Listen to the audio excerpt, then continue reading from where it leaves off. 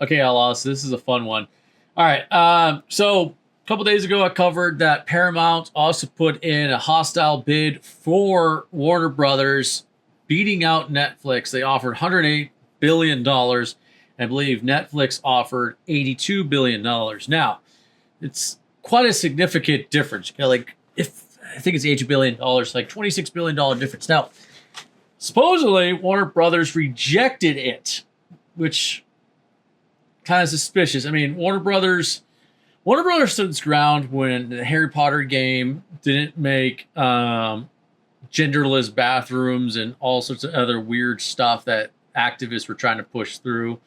Their movies, I would say they were woke, but they were kind of flirting with it a little bit. I think mostly with Wonder Woman 1984. Maybe the movie was bad. I've heard mixed reviews, but generally speaking, Warner Brothers seemed fairly neutral. But supposedly they rejected Paramount's much larger but still hostile bid because they were worried that canceling the Netflix merger would trigger a $2.8 billion termination fee, which, okay, why do you care about a termination fee when you're about to get at least, if let's say that was a $3 billion, right? You'd still be getting $23 billion. So it sounds like BS. It sounds more like this is activism and ideology fighting and duking it out. So let me read one more article to you. That way you get a better idea rather than me just trying to summarize it.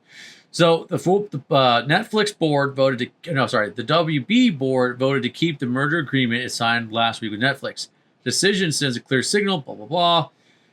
The board had only 10 business days to answer the hostile bid as required by law. Executives told shareholders that the Netflix deal aligns with their long-term strategy. That's what I'm saying. It sounds more like activism and ideology. Also, the Obamas are very closely tied in with Netflix. So again, political activism. They also warned that canceling the Netflix merger would trigger a $2.8 billion termination fee, which, again, if you're getting about $26 billion more minus that $3 billion, then that's still $23 billion more. So, cry me a river. By staying the course, Warner Brothers avoids that costly penalty. That would have been nothing. And let's expect Paramount to... Now, what's going to happen is Paramount hasn't given up. They expect Paramount to raise its offer or file a lawsuit. Larry Ellison, who backs Paramount, has the financial muscle to increase the bid. If Paramount adds $5 per share, some investors say the deal could flip. I mean, again, money talks. Who's going to have the most money? Now, Netflix getting it's pretty bad. You got Obamas, you got love activists, and then their weird race swapping they love to do. Paramount's not too much better. So, lesser of two evils. Anyways, shareholders have expressed hope for a bidding war. Of course they do, because that means their stock will go up in value. They believe competition could push the price higher. Both Netflix and Paramount have hinted they could improve their offers.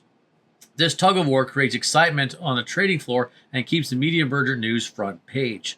Warner Brothers CEO David Zaslav could earn about $1 billion regardless of which buyer wins, so he doesn't really care. That personal stake explains why he supports the Netflix agreement, because it's got an ideology. He also knows that the Ellison family wants to expand their media footprint, which could drive the offer up further. So he could be getting, instead of $1 billion, could be $1.1 billion or 1.2 or 1.3, hell, 1.5. Let's do 1.5 billion. Let's just keep jacking that thing up.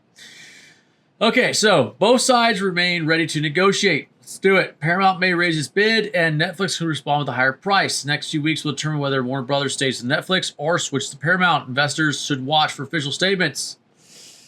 What do I think is going to happen? I think they're going to do a bidding war. I think everybody wants more money. Everybody wants what WB has. Who's going to do a better job with it? Definitely not Netflix. Although I question Paramount as well, because Paramount comes back up with, again, Abu Dhabi, Qatar, I believe Saudi Arabia as well.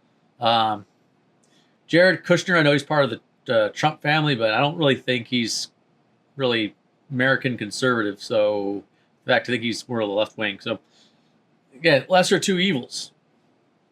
I just don't want Netflix to get it because the Obamas are there.